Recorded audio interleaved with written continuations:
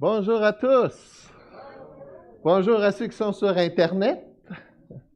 Alors, hey, ça fait un petit bout de temps qu'on ne s'est pas vus ensemble, là. Et je suis content que vous ne m'avez pas oublié, là, que maintenant que vous avez un nouveau pasteur, que vous ne m'avez pas flushé. Je suis très content d'être ici ce matin pour s'encourager les uns les autres. Quand il y a plusieurs années, parce que là, mes enfants sont grands, n'est-ce pas? J'ai enseigné pendant de nombreuses années et à beaucoup de couples ce qu'on appelait à l'époque les cours sur la famille de Anne et Gary Ezo. Je sais qu'aujourd'hui, là, c'est pas des bons noms à utiliser.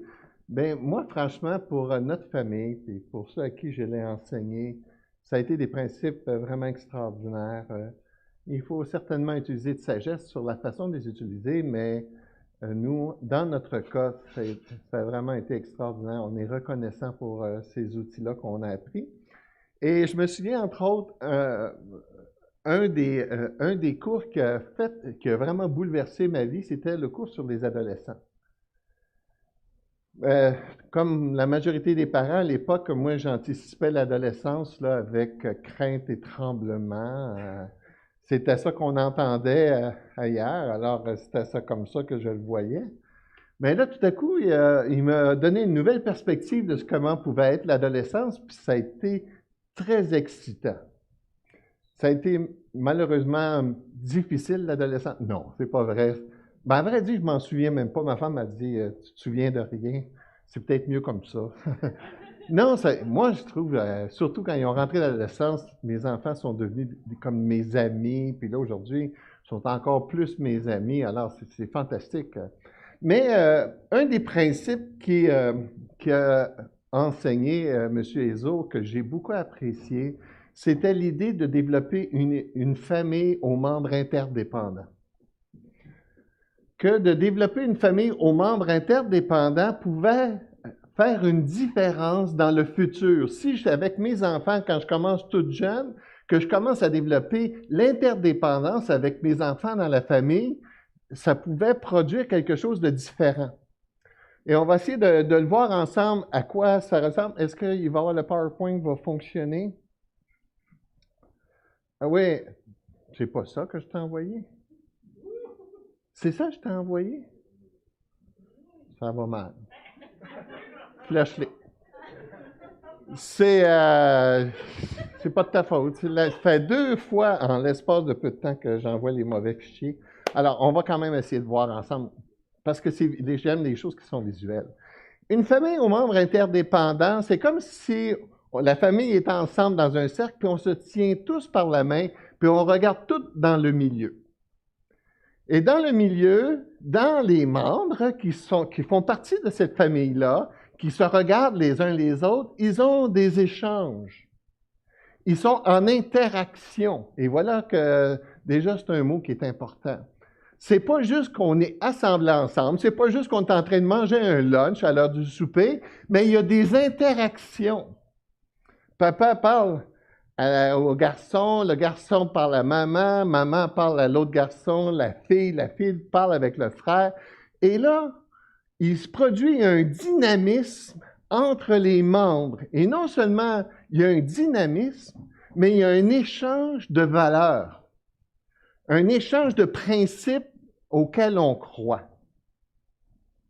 Mais une famille aux membres indépendants, ça ressemble aussi dans le sens que c'est quand même une famille, on se tient aussi par les mains, mais on regarde à l'extérieur. Tout le monde se tient, mais dos à dos. Et les échanges ne sont pas faits à l'intérieur de la famille, mais sont faits à l'extérieur de la famille. Et les influences, les valeurs viennent de l'extérieur.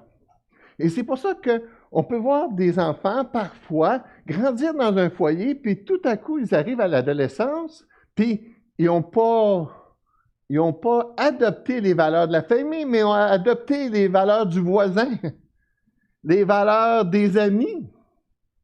Mais comment ça peut être possible, ça? Comment ça se fait qu'on peut être avec des années avec des enfants, Puis tout d'un coup, ils rejettent les valeurs. Il y a quelque chose qui ne marche pas. Puis pour ça, ce qu'il faut faire, c'est qu'il faut être en relation les uns avec les autres, que papa il est influencé par ses enfants, parce que papa il a besoin d'apprendre des choses de ses enfants, puis que les enfants sont influencés par les frères et les sœurs, puis que les frères et les sœurs sont influencés par les parents. Il doit avoir cette dynamisme-là. Et ça a été pour moi une révélation, parce que justement, je me demandais, je dis, est-ce que mes enfants, quand ils vont être rendus adolescents, vont adopter mes valeurs? Et là, on va voir, c'est pas un cours sur la famille, alors on va pas voir ensemble tout ce qu'on pourrait faire pour développer des membres d'une famille interdépendante, mais on va voir que dans l'Église, c'est la même chose. C'est comme une famille, l'Église. Ben, à vrai dire, on a le même Papa céleste et on a des frères et des sœurs, et on doit développer aussi dans nos relations des relations d'interdépendance. Nous aussi, comme la famille, on doit se tenir par les mains puis se poser la question, où je regarde? Qu'est-ce qui m'influence? Où je prends mes valeurs? Est-ce que l'Église de Saint-Hubert sont des membres qui ont les mains les uns dans les autres, puis qui s'influencent, qui sont en interaction? Ou ils regardent à l'extérieur? Et pourquoi je vais vous parler de ça ce matin? C'est que on réalise que depuis le printemps, la vie de l'Église a été vraiment affectée. Pour des raisons sanitaires, on a fermé les églises, puis on a été isolés les uns des autres, connectés par des outils comme Zoom. Et merci Seigneur pour Zoom. on est content qu'on ait été encore capable d'être en relation les uns avec les autres. Mais je remarque, comme directeur général de l'association, pour discuter avec différents pasteurs, je réalise que l'un des grands défis, vous savez c'est lequel? C'est que les membres ont de la difficulté, parce que depuis la mi-juin, on a le droit de commencer à se réunir, on a de la difficulté à ramener les brebis à l'Église. Et ça, c'est un défi. Comment ça peut être possible? Je pense que pour certaines familles chrétiennes, c'est parce qu'ils ont peur. Je les comprends. Hein? À tous les jours, hein, on entend des journalistes, tant de nouveaux cas, tant de morts. Et là, on n'est pas sans dessin. Hein? C'est de quoi ça peut faire peur. Là? Ou d'autres, par exemple, voient la vie de l'Église comme le dimanche matin. Ou même encore, voient pourquoi aller à l'Église ensemble? Hey, Zoom, ça fait un job. Non, mais tu sais, je peux écouter le pasteur prêcher en pyjama. Hein? Un bon café, les toasts. Tu sais, puis là, pas fatigant. Ça fait un job. Ben, attends une minute, là. La vie de l'Église, ça ne se résume pas au dimanche matin. Ça se résume encore moins à un Zoom le dimanche matin. C'est quelque chose de bien plus grand que ça, le plan de Dieu. Es-tu un membre indépendant ou interdépendant? Et si on est des membres interdépendants, on va voir que ça implique beaucoup de relations. Ça ne peut pas être juste être connecté par Internet. Ça demande, comme on va le voir ensemble au travers de la Bible, beaucoup d'occasions où on peut se rassembler puis avoir des relations mutuelles ensemble. C'est ça qui est le plan de Dieu. À l'époque de l'Église primitive, et même, on le voit quand même les principes, on les voit dans l'Ancien Testament, on voit, les gens, ils se réunissaient, ils se voyaient, ils se côtoyaient, puis il fallait qu'ils veuillent. Parce que des fois, il fallait qu'ils marchent longtemps. Nous, on a des chars. Tu sais, moi, je reste à la rive nord, puis je viens enseigner sur la rive sud. Mais là-bas, là, quand tu voulais parler au pasteur, il fallait que tu sois prêt à marcher 3 heures. Fait que tu n'y allais pas pour des détails. Il fallait que ça soit sérieux, l'affaire. Et l'Église, c'est ça, ils se réunissaient en Afrique, là. C'est comme ça que ça se passe, là. Ils marchent des heures pour aller à l'Église célébrer et adorer Dieu. Alors, la pensée de Dieu, c'est que ces frères et ces sœurs-là soient en relation les uns les autres. Qu'on ne puisse pas comprendre et percevoir l'Église comme un club social, comme une foule, comme un groupement religieux, mais comme une Église. Et quand on comprend le concept de l'Église, on comprend le désir de Dieu d'être en relation les uns avec les autres.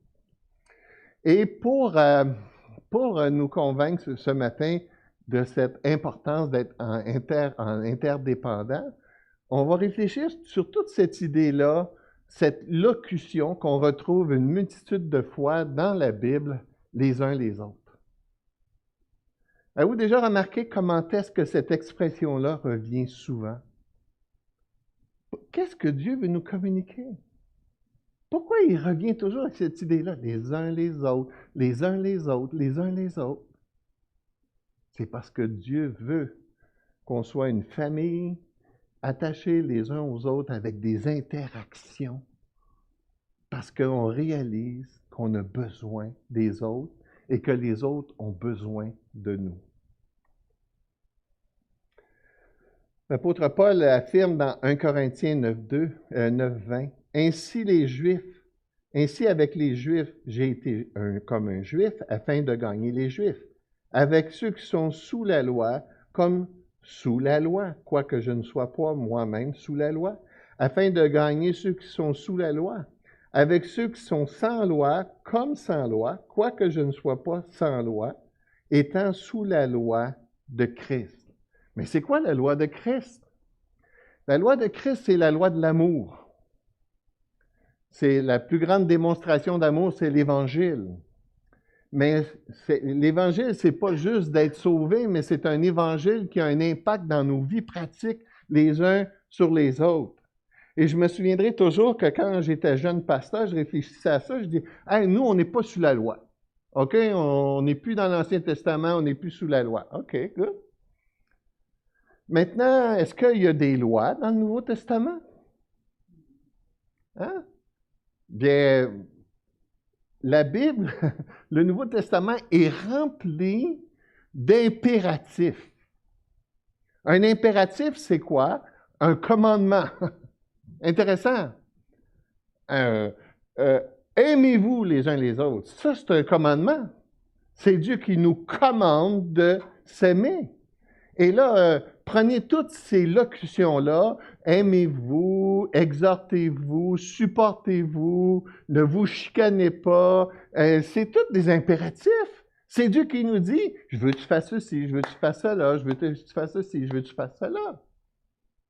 C'est fou. C'est comme si même dans le Nouveau Testament, à un moment donné, comme je vous disais, je réfléchissais à ça, puis j'ai été voir presque plus que de 800 impératifs qu'on retrouve dans le Nouveau Testament. Ça fait beaucoup de commandements. Et ces commandements-là sont nécessaires, bien qu'on n'est plus sauvé par les œuvres, bien qu'on ne peut pas gagner la faveur de Dieu parce qu'on obéit ou perdre la faveur de Dieu parce qu'on désobéit. L'implication de la croix, l'implication de l'Évangile, l'implication de l'amour s'exprime par des actions qu'on fait et d'autres qu'on ne fait pas. C'est ça le plan de Dieu.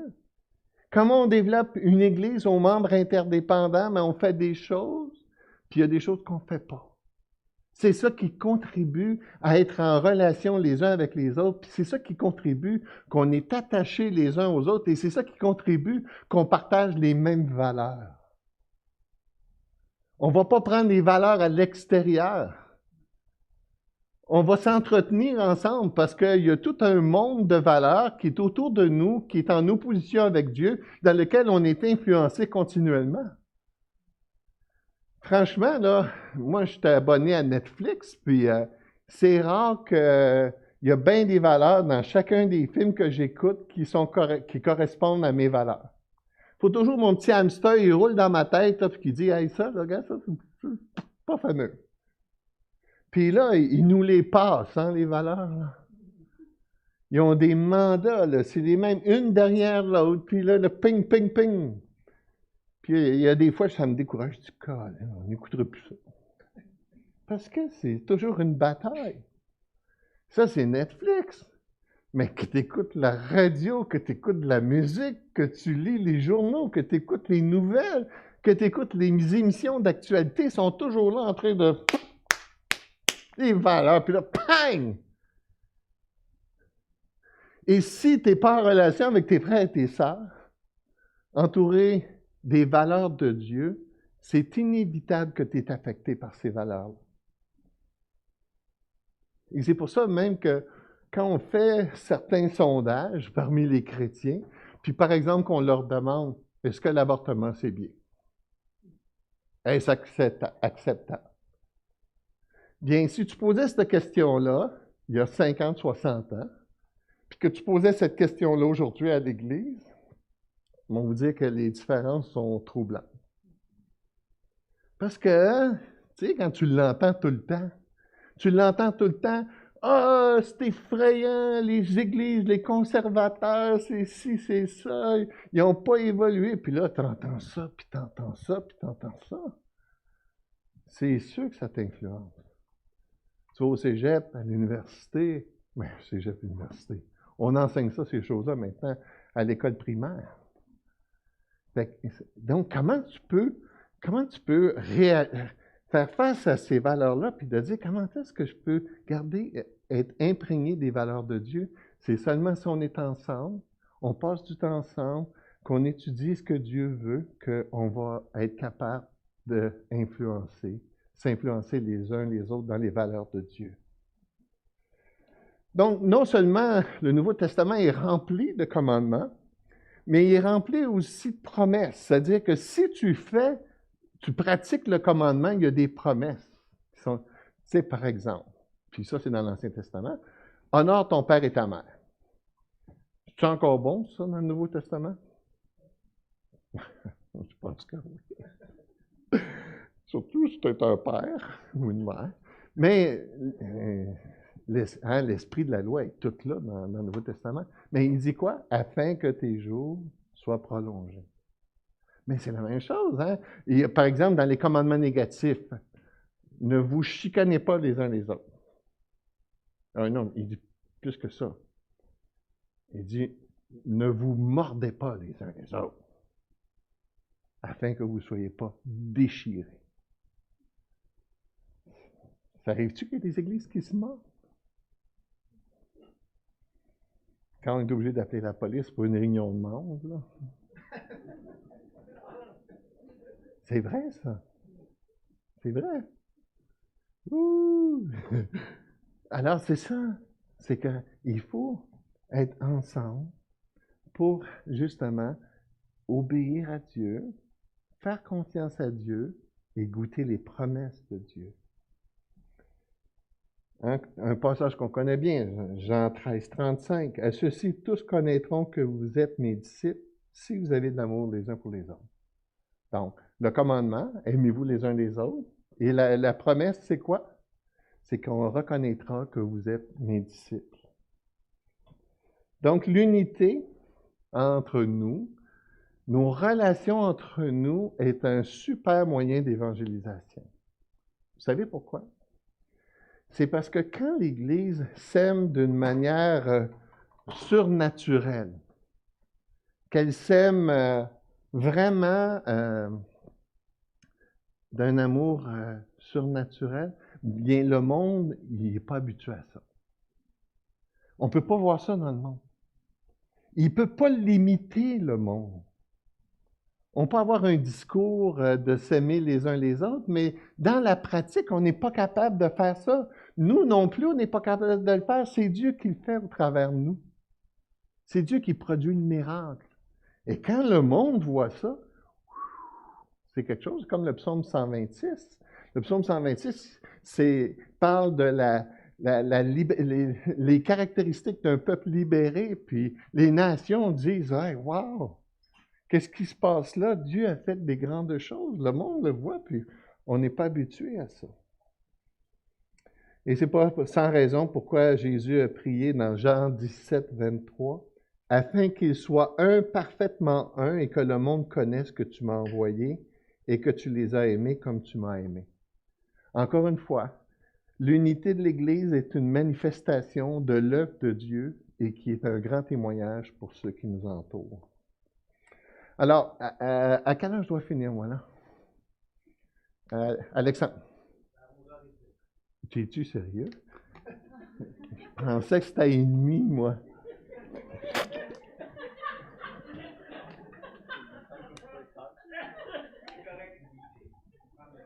Ben non. Je suis bon là-dedans pour les shortcuts. Ma tablette est toute mouillée. Au moins, c'est pas une feuille. Premier principe. Premier principe pour développer l'interdépendance. L'interdépendance se vit en communauté. Ça ne se vit pas tout seul dans son coin. Ça se vit d'échanges. Il y a eu une époque au 2e siècle, on a commencé à développer ce qu'on appelait la vie de moine. Ça vous dit quelque chose? Hein? C'était des gens qui allaient dans un endroit vivre, comment est-ce qu'on appelle ça? Donc, la réclusion. Et là, ils vivaient ensemble, puis ils croyaient que ça, là, d'avoir une vie de contemplation, ça plaisait à Dieu. Mais non, les chrétiens du Nouveau Testament, ils ne sont pas isolés, mais ils sont attachés les uns les autres dans la communauté. Ils sont présents dans le monde. Mais Jésus, il protège les chrétiens dans le monde, mais il faut qu'ils soient dans le trafic. Et malheureusement, beaucoup, comme je le disais tantôt, on a des chrétiens Robin Crusoe.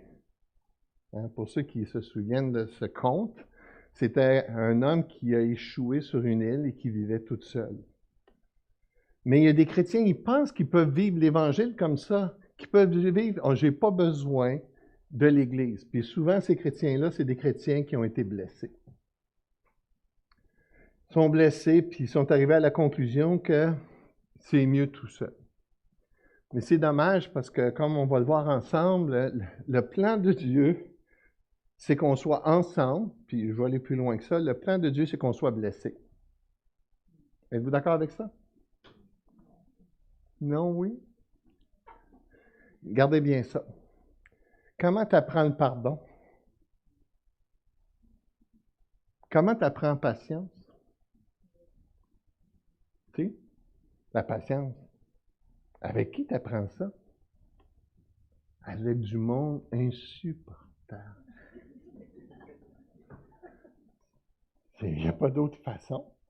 Je pourrais vous donner des exemples, j'aurais peur que les gens se reconnaissent. Mais c'est comme ça. Comment on va développer le caractère de Christ? Bien, c'est dans des relations les uns avec les autres. Hein? Je vous ai déjà dit, hein, l'Église, c'est quoi? Un hôpital. Non, je n'ai pas juste dit ça. C'est un hôpital psychiatrique dans lequel je suis le principal malade. Et moi aussi, je bouscule des gens, puis moi aussi, je dis des niaiseries, puis moi aussi, je blesse. Puis oui, ben oui, je suis blessé à mon tour. Je suis critiqué. Ce matin, dans ma présence du Seigneur, je passe un petit peu dans le tordeur de ce temps-ci comme directeur général, là, puis là, ma première action, c'est quoi, hein? M'a mordre.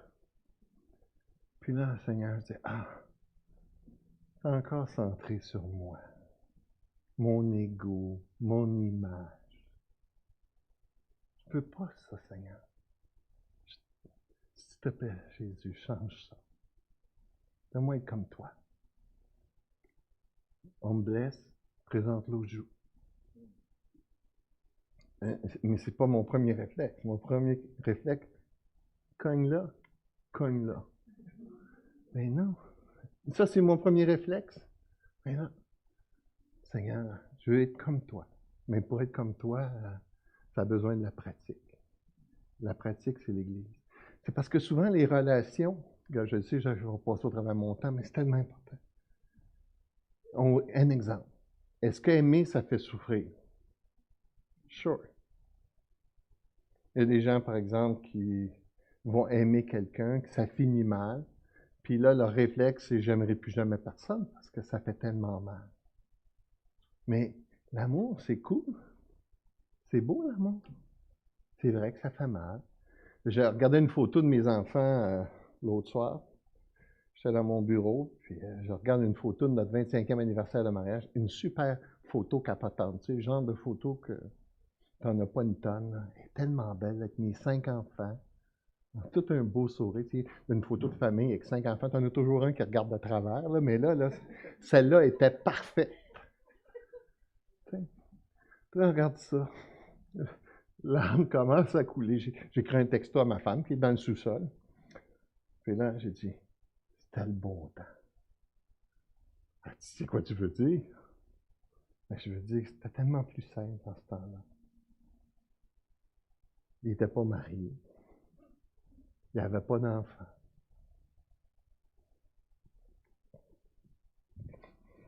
Ben, elle, qui est terre à terre, a dit, ben, il y a bien plus de joie aujourd'hui.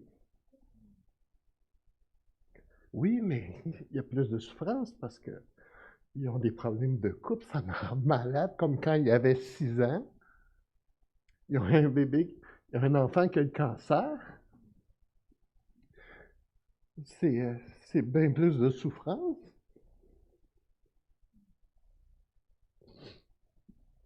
Mais il y a bien plus de joie. Il y a la joie. Ils ont des victoires dans leur vie de couple. Ils ont des petits-enfants. Bon, peut-être on en perd un, mais ça en est 14. Chacun sont uniques. Ils ont toutes des personnalités spéciales. Ça vaut la peine d'avoir une famille, même si ça l'amène de la peine. C'est la même chose pour l'Église. Ben oui, il y a de la peine. Ben oui, il y a des blessures. Ben il y a plein de joie. Moi, quand je viens ici, là, c'est la joie. Comme ça, là, les gens, ils sont contents de me voir, puis moi, je suis content de les voir. Alors, c'est vécu dans l'interdépendance. Merci. À l'église, il y avait toujours une grosse boîte de Kleenex.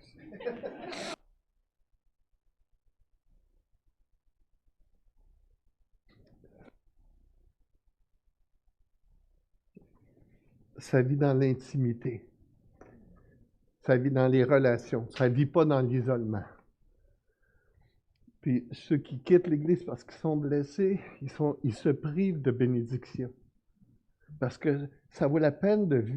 Je ne suis pas en train de dire ici qu'il faut que tu ignores tes blessures, je suis juste en train de dire ici qu'il faut que tu saisisses la grâce de Dieu pour réussir à pardonner, puis de continuer à aimer.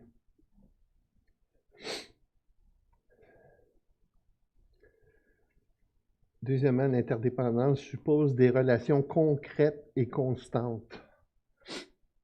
Concrètes et constantes. C'est-à-dire que non seulement on ne vit pas dans l'isolement, mais on se voit les uns les autres, puis on est vraiment en relation les uns les autres. Il y a eu un moment donné, j'ai été faire un 48 heures dans l'abbaye d'Oka. L'abbaye d'Oka, aujourd'hui, est fermée, là, mais vous savez, c'est quoi une abbaye? C'est encore une fois des moines qui se réunissent. Ils ont l'air d'une famille, mais ils ne sont pas une famille. Vous savez pourquoi? Ils ont fait le vœu de ne pas se parler. C'est ça, les moines. On appelle ça le vœu de chasteté et le vœu de ne pas se parler. Les seuls moments qui se parlent ensemble, c'est qu'ils chantent des chants ils ne se parlent même pas, ils chantent des chants grégoriens. Puis il y a des chrétiens, c'est un peu comme ça. Les seuls moments qu'ils ont à l'église, c'est qu'ils viennent chanter des chants, puis après, ils s'en vont chez eux. Ben non, parce que le principe de Dieu, c'est qu'on est en relation les uns avec les autres et on se parle, on communique ensemble, on s'exhorte mutuellement. J'ai besoin de savoir ce que tu vis, que je puisse te supporter, que je puisse être avec toi et vice-versa. C'est pour ça la famille aux membres interdépendants, ils se parlent. Les parents savent ce que les enfants vivent. Les enfants entendent le cœur des parents. Et ça fait toute une différence. C'est tellement pathétique quand les jeunes y arrivent à l'adolescence puis ils s'en vont chez le chum. Oh, ben non, ben c'est correct d'aller chez tes chums, mais pas tout le temps. Puis ça dépend des chums.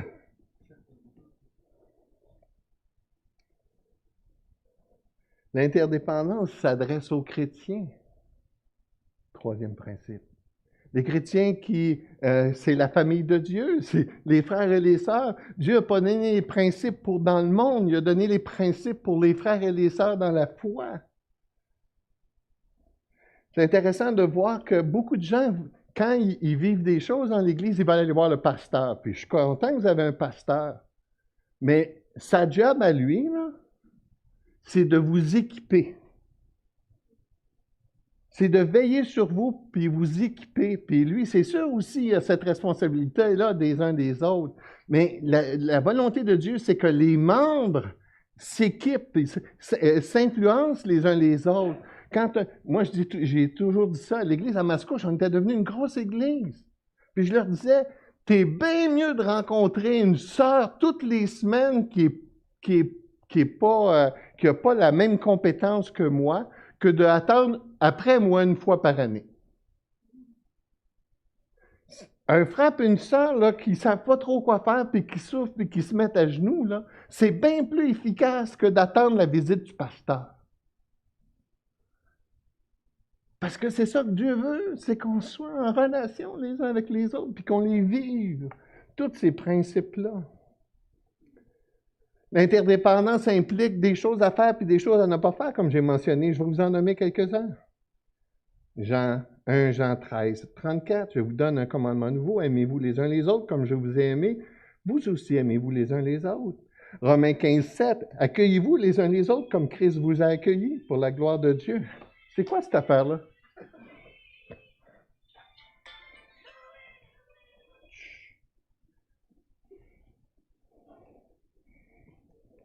Appelez un dimanche matin.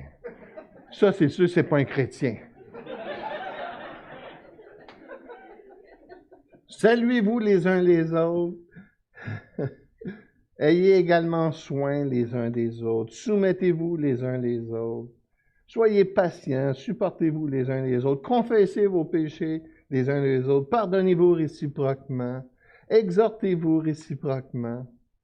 Et là, c'est comme ça, il y en a une tonne de choses à faire et de choses à ne pas faire. Ne pas se juger les uns les autres, ne pas parler en mal les uns des autres, ne pas se plaindre les uns des autres, ne pas se mordre les uns les autres, ne pas se mentir les uns aux autres, ne pas chercher une vaine gloire. Plein de bonnes choses à faire et plein de choses à ne pas faire. Et naturellement, l'interdépendance est construite sur l'amour, parce que l'amour, c'est la fondation de tout ça. L'amour agapé, l'amour inconditionnel que Dieu peut produire dans nos cœurs. J'avais un petit exercice, ça aurait été plus facile au tableau. Un petit exercice.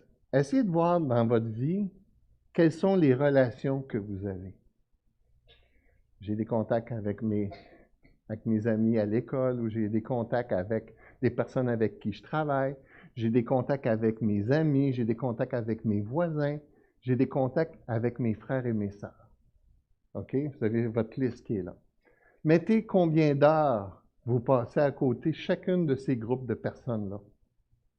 Combien d'heures que je passe avec mes copains de travail? Au moins 40 heures. Hein? Si on va prendre un lunch ensemble 44 heures, je ne sais pas. Avec mes amis, combien d'heures je passe avec eux?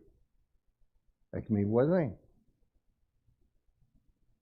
Combien d'heures je passe avec mes frères et mes sœurs par semaine? Puis dans la dernière colonne, donc première colonne, le groupe de personnes que tu côtoies, deuxième colonne, le nombre d'heures que tu passes avec eux, dernière colonne, les valeurs de ces gens-là. C'est quoi les valeurs des gens à ton travail? C'est quoi les valeurs de tes amis? C'est quoi les valeurs de tes voisins? C'est quoi les valeurs de tes frères et tes sœurs. Puis c'est là que tu réalises tout à coup que tu es beaucoup plus influencé par l'extérieur que par l'intérieur. Et c'est pour ça que tu dois consciemment faire le choix de dire, je vais investir dans mes relations avec mes frères et mes sœurs. Je ne vais pas rester Zoom. Je vais participer à principes fondamentaux de la foi, à la réunion de prière, visiter mes frères et mes sœurs. Vous avez déjà pensé à ça? Visiter vos frères et vos sœurs? Moi, je fais ça régulièrement. Je voudrais le faire plus souvent. L'interdépendance, c'est là qui est la volonté de Dieu, puis c'est là que Dieu veut que vous soyez. Maintenant, je vous laisse avec cette question. Êtes-vous une Église interdépendante ou indépendante? Prions. Seigneur Jésus, c'est tout un défi dans une société où on est rempli de loisirs, d'activités, de cours, de toutes sortes, et d'être capable de vivre les principes qu'on vient de voir ensemble. Seigneur, je l'ai découvert au travers de ma